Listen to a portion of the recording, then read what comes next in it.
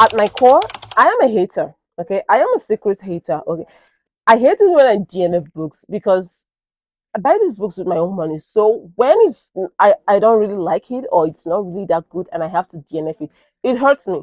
So it makes me a hater towards the book.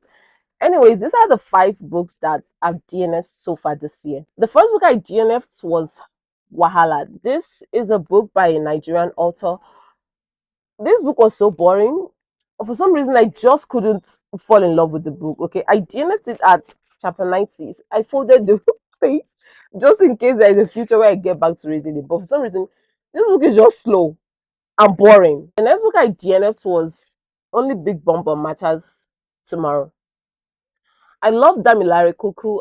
I read nearly all the men in Lagos are mad and I fell in love with it. This one, there was only one reason why I DNF this book, and that was because of a trigger. There was parental death, family woes, and I could relate to it because I am living it. I've lived it. Sometimes I'm still living it. So it was a trigger for me. I DNF'd it. But this is one book that I know that I am definitely still going to get back to. And next book I DNF'd was a short story. And normally short stories are like I do love short stories.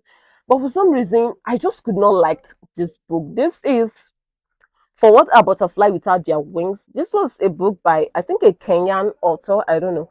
I just didn't like this book. I didn't like the first story in the book. I didn't like the second story in the book. I gave up.